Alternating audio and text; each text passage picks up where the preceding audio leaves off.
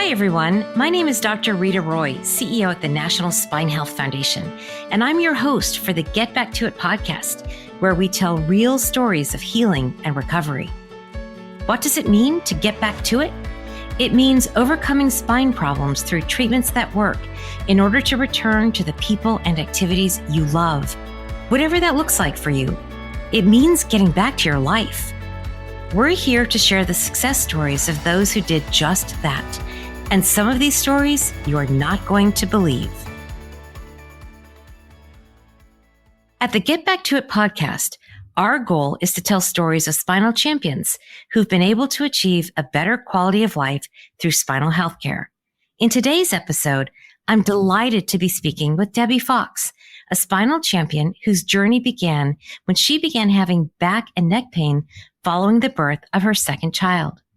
As the pain progressed, she tried over-the-counter ibuprofen, physical therapy, massage treatments, and more.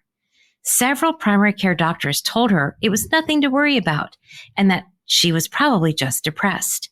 As her pain worsened over the years, Debbie saw a neurosurgeon who diagnosed her with scoliosis, and she was referred to yet another specialist. After many more years of more treatment, she saw yet another specialist, one who specialized in complex spine surgery. Since her surgery in November of 2021, she has had a challenging journey, but considers her surgery a success in spite of everything. Now that you know what to expect, let's get back to it and dive right into Debbie's story.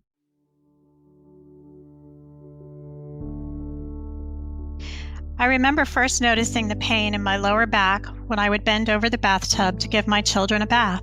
I kind of ignored the pain at first, treating with over-the-counter ibuprofen. As Debbie's pain continued to progress, she tried all kinds of things, including physical therapy, massage, multiple pillows, new beds, acupuncture, yoga, muscle relaxers, and every quick fix gadget on the market. I saw a few different primary care physicians over the years, and they didn't think it was anything to worry about. I was told I was depressed and was prescribed antidepressants and muscle relaxers. By 2011, Debbie noticed a lump on her back and had lost some height, so she went to see a neurosurgeon who diagnosed her with scoliosis, which he did not treat. He wanted to refer me to a specialist in Virginia, but I didn't want to travel out of state, so I sought treatment in the Atlanta area. From 2011 to 2020, I tried facet injections, physical therapy, a peak scoliosis brace, and radio frequency ablation. I had difficulty and increased pain with standing and walking, but I was able to sit for extended periods of time. I was an accountant, so fortunately it didn't interfere with my career too much at that time. Debbie's curvature worsened from 2011 to 2021, and she subsequently lost 4 inches in height. To add insult to injury, she was also dealing with new GI symptoms. In early 2021, I could tell that things were changing. My height was just under 5 feet. I had more difficulty standing, had horrible headaches that always started in my neck, and it was taking me a long time to do simple things like showering, doing my hair, etc. Something just didn't seem right. Debbie's primary care doctor ordered an MRI that showed a progression from 55 degrees in 2016 to 63 degrees in 2021. By this point, I was concerned as to what my future might look like and decided it was time to see a specialist again. Together with her neurosurgeon and her family, Debbie made the difficult decision to proceed with surgery. The surgery was difficult, and it wasn't without complications, challenges, and setbacks. My main goal was to stop the progression and restore some of my height, and I believe those goals were achieved. The entire journey has taken its toll on Debbie, both physically and emotionally.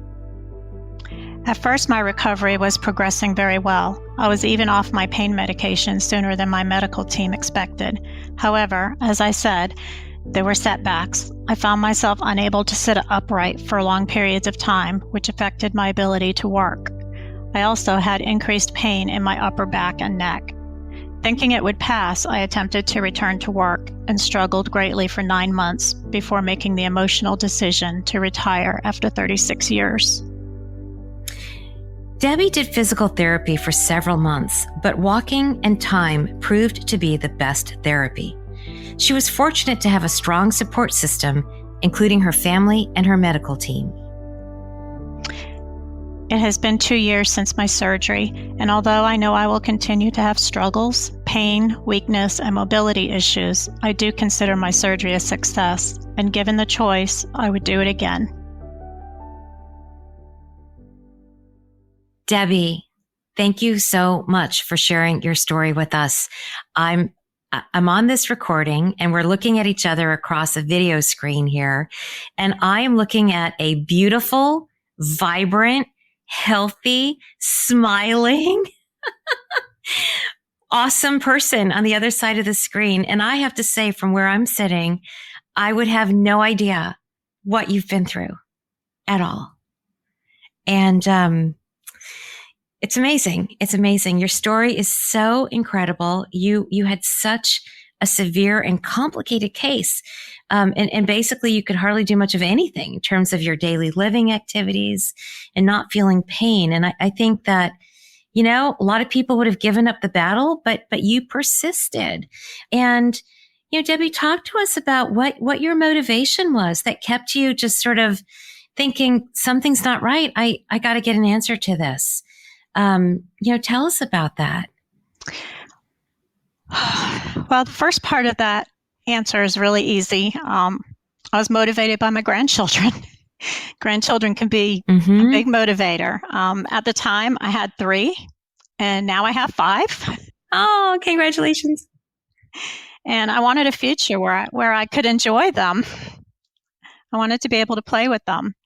But the more in-depth answer is probably fear.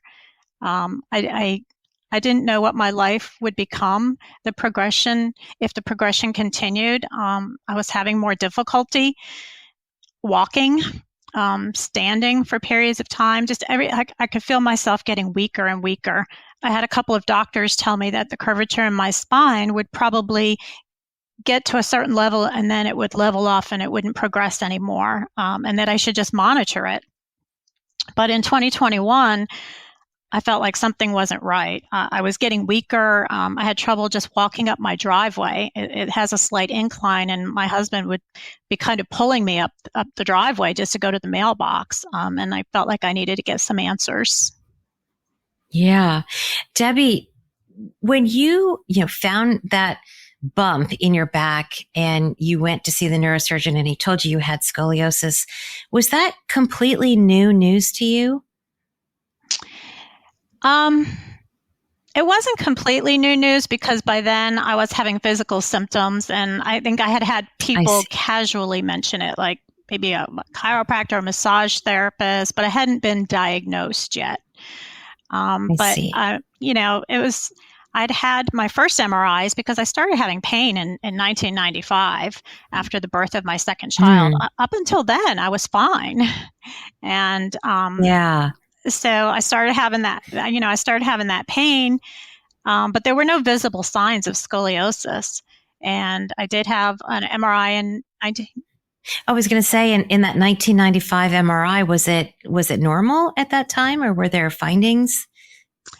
It was fairly normal. I mean, there was things listed, but nothing that anybody was concerned about. And then I had it again in 2004 because my symptoms were, they were subtle at first, but they continued to progress. I kept having symptoms of back pain. And so they redid the MRIs in 2004. And, the detail showed that there was some degeneration. But again, nothing that got anybody's attention. It never mentioned scoliosis. It just showed, some degeneration. And I continued on. Then in 2011, it was really becoming, my back, you could see that I was more of a hunchback. I definitely had that lump on the side of my back on the right side, and I had lost some height. I was having some GI issues. Every time I ate, I was having stomach problems. So I did reach out to a primary care doctor that our company had, and he referred me to a specialist in Atlanta, and that's about 50 miles south of where I am. So I went to Atlanta to see him, and then based on MRIs, X-rays, my symptoms, and my visual appearance at that point, he did diagnose scoliosis. He didn't treat adult scoliosis. He said it was complex, and he referred me to a specialist, one of his colleagues, I guess, in Virginia. But at that time, I didn't really want to travel out of state. I had been to many primary care doctors, not specialists, and they were kind of dismissive. So I didn't really want to travel out of state, the cost, the time off from work, the travel, only to be told, go to physical therapy, take a muscle relaxer. I just didn't. I decided to seek treatment locally, and I did see a specialist, and he tried facet injections, and I did like him. He wanted to monitor. He actually did ask me in 2012 if I wanted to speak to a surgeon, but he was kind of discouraging about it, like maybe it wasn't time or it wasn't really. So I said, well, I'll hold off. Yeah. And I think that's a common approach, is to sort of do watchful waiting, and to see the progression of the disease, because as you encountered, deformity surgery or complex spine surgery is, it's a big deal, right? That's not something you want to jump into unless you really need it. And so, and I wasn't convinced at that time. Yeah. So what was the convincing? Well, he was seeing me annually, and I went back to him, and I really liked him a lot. And I went back to him in 2000. So I saw him in 2011, saw him in 2012. I called in 2013 to make my appointment. He had rotated out of the position to another department. And at that point, I was referred to somebody else, and he was more dismissive. I saw him a couple times. Oh. Then he said, he gave me a peak scoliosis brace, had that fitted for me, and basically told me there was really nothing they could do for me, and that I didn't even need to come annually because, there was no point doing the scoliosis series. And at that point, it was at 55 degrees, I believe. That was in 2016. And then I elected to not seek any treatment because I was like, well, this is how it's going to be. So I didn't see anybody for the next 5 years until 2021. And at that point, you just were, activities of daily living you couldn't do, the pain, the GI symptoms, and you're like, I've got to do something for this, right? I can't go on like this. That's right. And so how did you educate yourself on what to do? Did you turn to the internet? Did you have friends to talk to? How did you get information on what to do next? I wish I had known about your website and your organization at that point, because that would have been really helpful to me. And so I'm not even one to do these kind of things because I'm kind of shy, but it's I wish I had some place to turn or somebody to talk to, or, it was hard to find somebody. It was really difficult to find information on something that complex. We'd had a new state-of-the-art hospital built, and I figured we had neurosurgeons moving in up here locally, and I wanted to see somebody closer to home. And that's when my primary care at the time referred me to a neurosurgeon here. And are you in Atlanta, Debbie? Where are you? I am, yes. I'm in Cherokee County. It's outside of Atlanta. I don't know if you're familiar with Alpharetta, but it's just north of Alpharetta. Great. Well, I just want to say thank you so much for being willing to come on and share your story. I mean, to your point, that's why we're here. That's why we're doing what we're doing.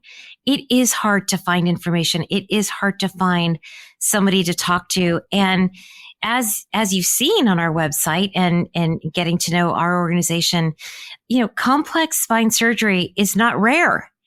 It's not a rarity. It's something that it's adult deformity. It's a condition that is treatable.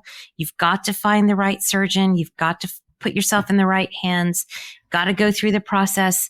But it's not an uncommon thing. And yet it is hard to find good information and a support system and other people who've been through it who you can talk to and learn from and listen to.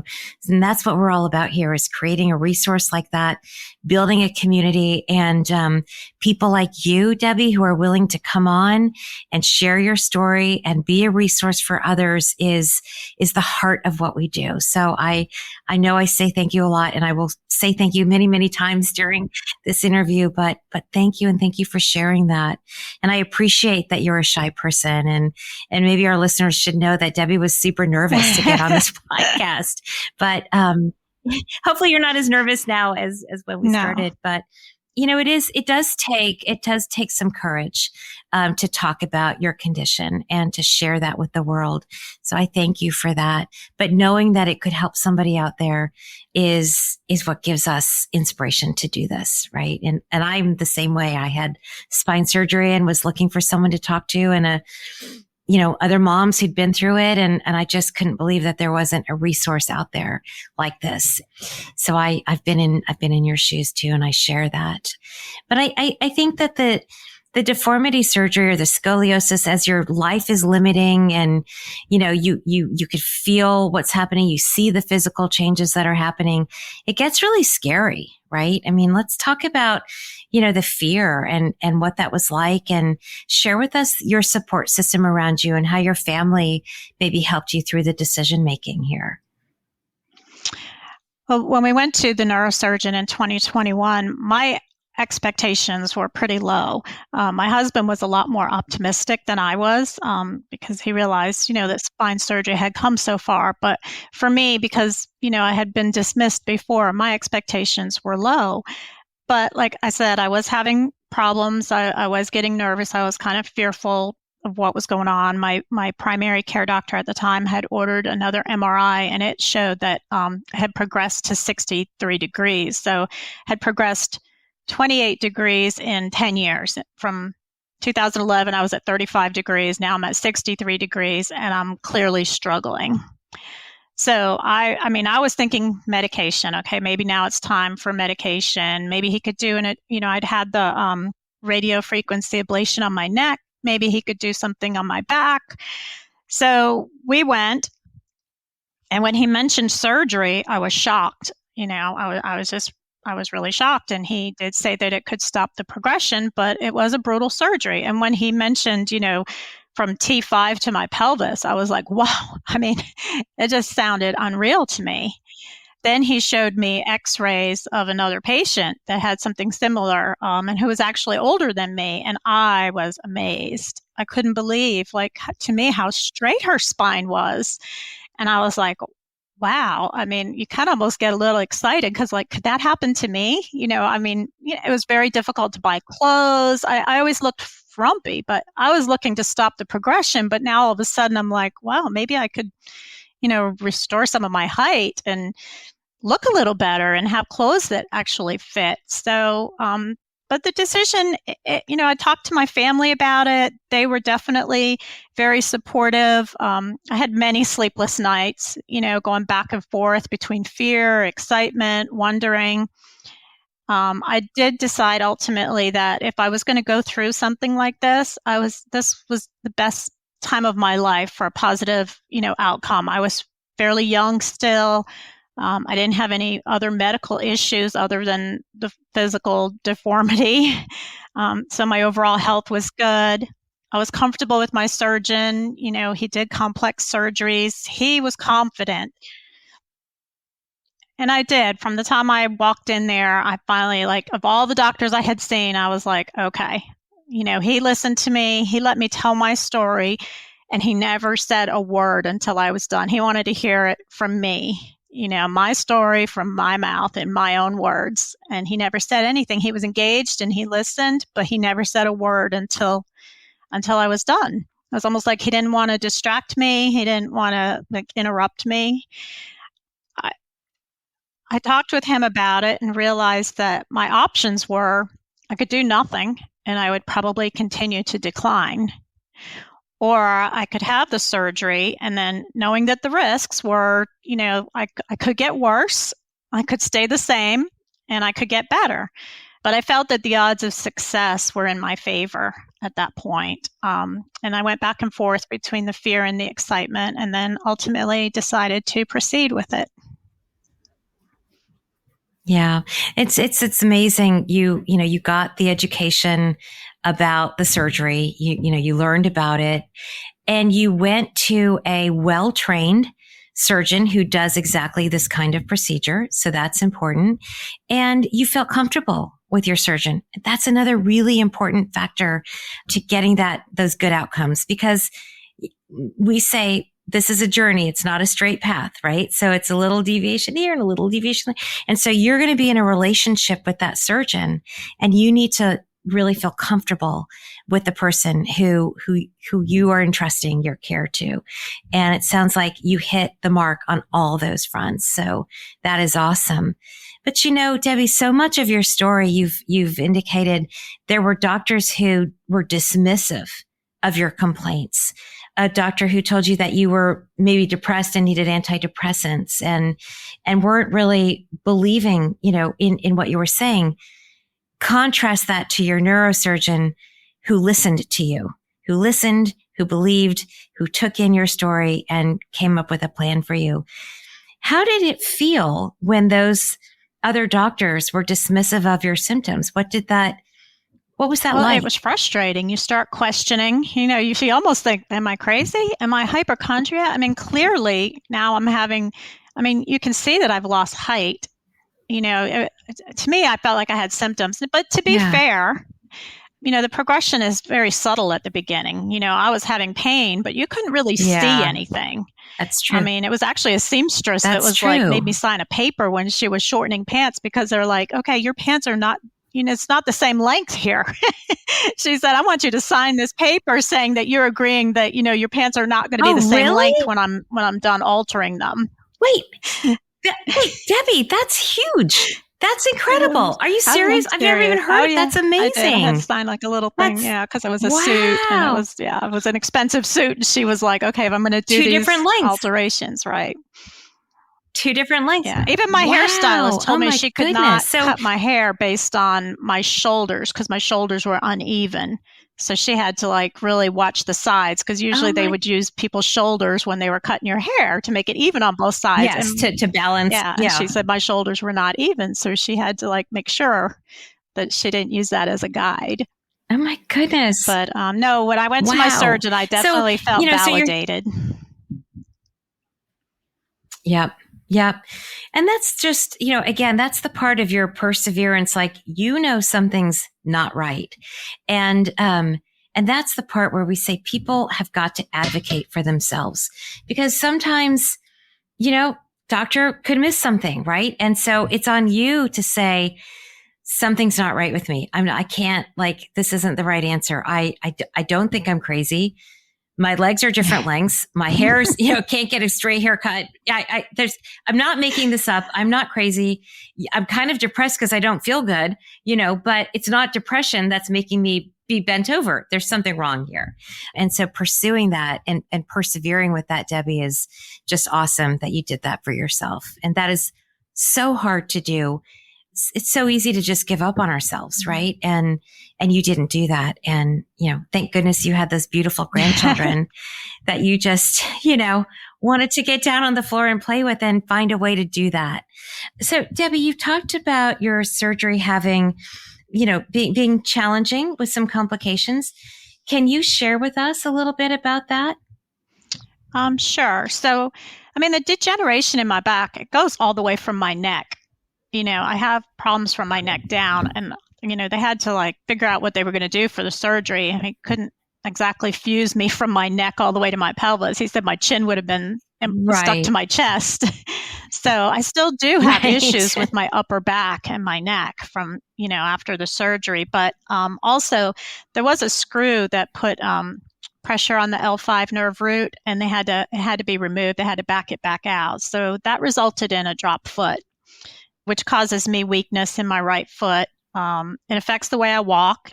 It affects my balance, my posture, my body mechanics. It doesn't seem that it's huge, but it throws you off, and it does affect everything. Oh, no, It is huge. I mean, you're talking to, I'm in the musculoskeletal world, so it's all about balance and symmetry. So yes, it is huge. That's right. huge. So, and I'm not able to walk fast, but you I can walk. Exactly. That's what I was going to say. Yeah. And for that, I'm very grateful. Right. Yeah. Very grateful. Yeah. And I think, that's one of the things that oftentimes we hear our surgeon experts say, we can't make you be 25 again, but we can make you the best version of 62, or I actually don't even know your age, Debbie, but we can make you the best version of the age that you're at now. And, and that is going to come with maybe some, imperfections in terms of what you want to be able to do.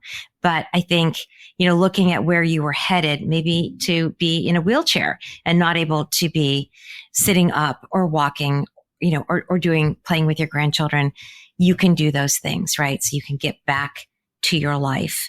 Maybe it's not perfect. Maybe it's not what it was when you were 25, but you're living the best version of where you can be right now.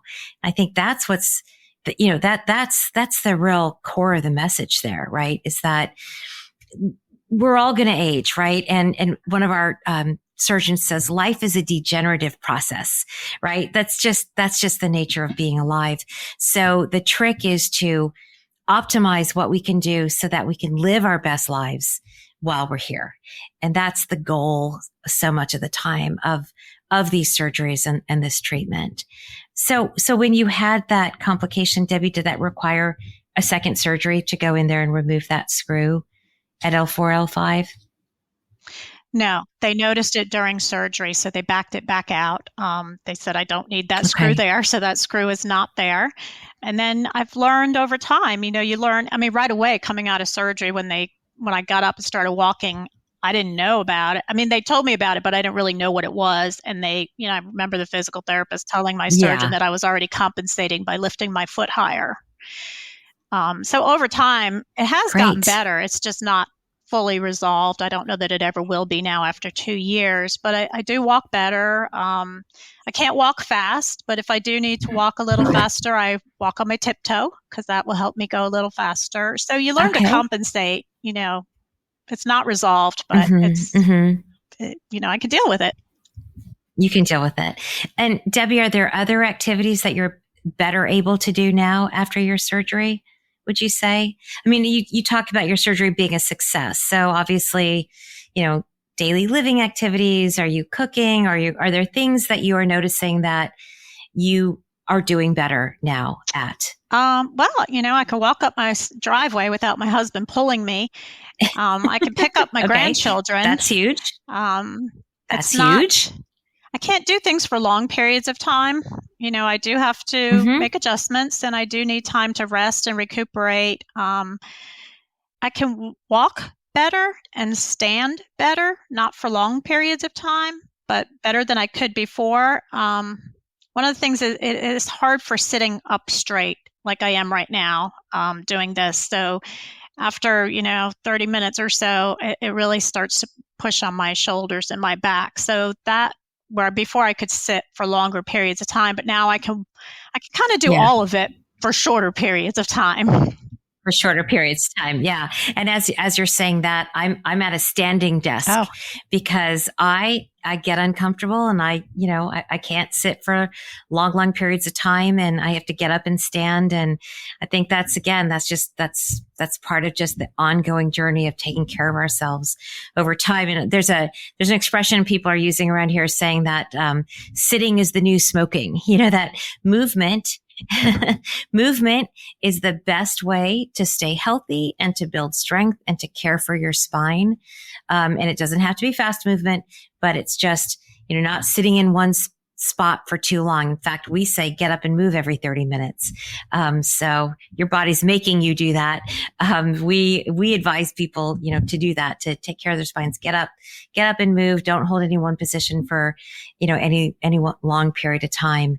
Get up and move every 30 minutes, whether it's get a drink of water or take a walk around make a lap around the house or what have you. So, that's actually good for you, to get up and to move. And, 2 years is not a long time for having been through what you've been through, not just in the very big operation that you had, but in the prior 10 years of a lifetime of, becoming more and more turned and disabled, really. And so it just takes time to unwind that, right? That happened over a long period of time. And here it is 2 years and you're already making such great progress. So you got to just keep doing what you're doing, right? That's right. Debbie, are you still working with physical therapists, or do you have a new exercise program that you employ?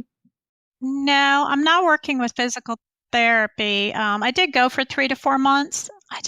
For me, it's just, I never was a big exerciser. I'll just come right out front and say that.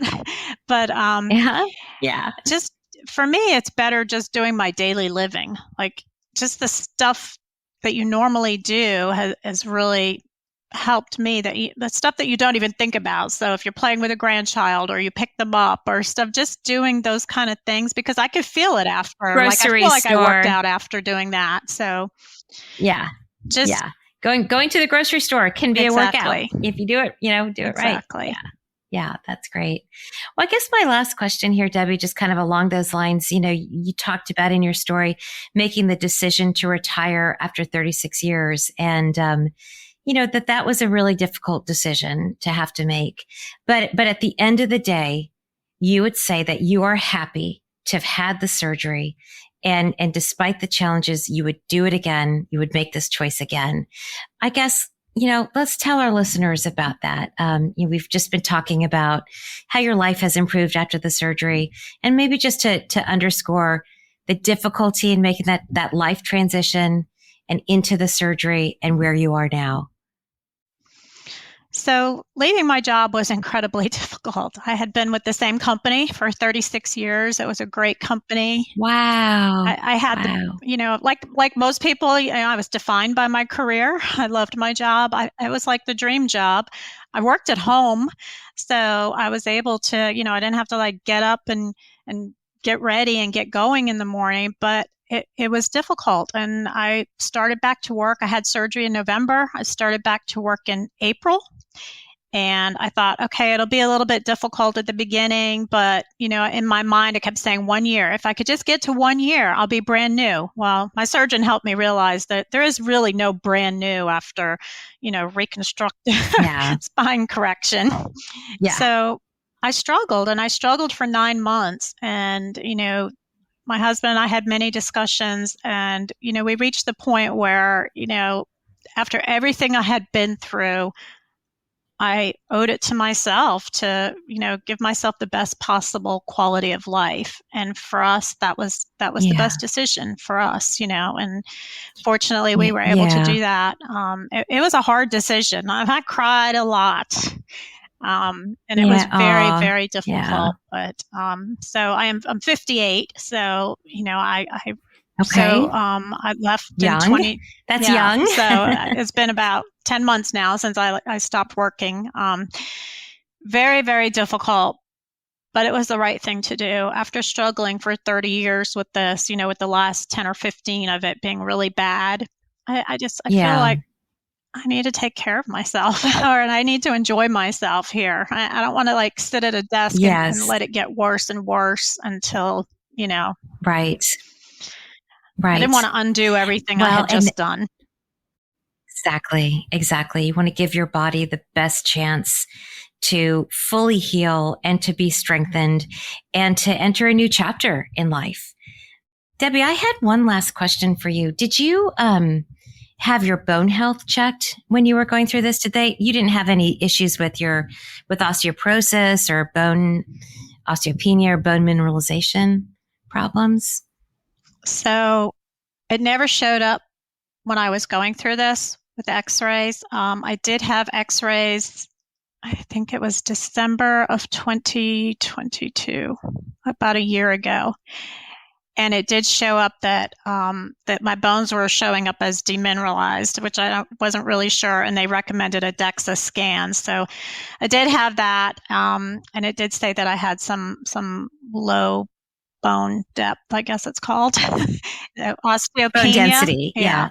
So osteopenia. Yes. Yeah. So I don't know. Right. I didn't I didn't have that before, but maybe I just didn't know about it. It's also a condition that emerges in, postmenopausal women over time. So it could be something that totally unrelated to your spine issues. Is just something new that's happening in your body, and something that we are educating people a lot about in the foundation, particularly if you've had instrumentation, screws and things put into your spine. You do need to think about that bone density over time, because you've got all those in place and you want the bone to hold strong. So that's something to think about as you move forward on this journey, this marathon, the never ending marathon of taking care of our bodies. Particularly as we age, that's an area that we're doing a lot of work on in terms of educating people to think about their bone health, think about their diets to maintain good calcium levels in their body, and vitamin D, which helps with calcium absorption. Thank you for sharing that, and keep an eye on that osteopenia. Okay. Thank you. All right. So there you are. So what are some of your plans going forward? What are some of the things that maybe new things that you're looking forward to doing? I don't know. Right now, like I said, my grandchildren, they're a big part of my life. I really enjoy them. We'd like to maybe do a nice vacation one day where we could all go and they'll have that memory as they get older. But I don't know. I'm still recovering. Yeah. I'm still taking it day by day. Yes. I'm just trying to enjoy, life the way it is right now. The gifts that you have. Yes. And the gifts that is wonderful. Well, like I said at the beginning, I'm looking at you on the screen, and I just see, young, happy, vibrant, healthy from where I can see. Your shoulders are even. You would just have no idea what you've been through in your life. And that takes work, and that takes courage. And you've done all of those things. And so, Debbie, it was just so wonderful to have you on our podcast. And we cannot wait to share your incredible story with our community. I thank you so much for being with me today and for sharing so much of your journey with all of us. Truly an inspiration. Thank you. So thank you for having me. Debbie, is there anything that we haven't talked about that you wanted to mention or to say before we wrap up? I don't think so. I'll just say that I remember my surgeon, because I was impatient, and I do remember him. The advice he gave me was to remember that it was a marathon and not a sprint whenever I was having setbacks. And I would advise anybody, to remember that, because there are ups and downs. You make progress and then you go back. And I think that anybody that's, going through something like that, I think they need to remember that and to be kind to themselves and give themselves the chance to heal, because you only have one opportunity to heal. So you need to give yourself that opportunity. Yes, that's great. Great wisdom. Debbie, that's beautiful. Thank you for sharing that. That's amazing. At the National Spine Health Foundation, something we believe in most is providing hope for recovery through sharing stories of success and expertise. It isn't always easy to find someone to relate to, even though 100 million adults suffer from neck or low back pain every year. To hear more stories of spinal champion recovery and access educational materials about spine health, visit us at spinehealth.org. If you're interested in supporting our show financially, you can contribute at the link provided. Thank you for listening.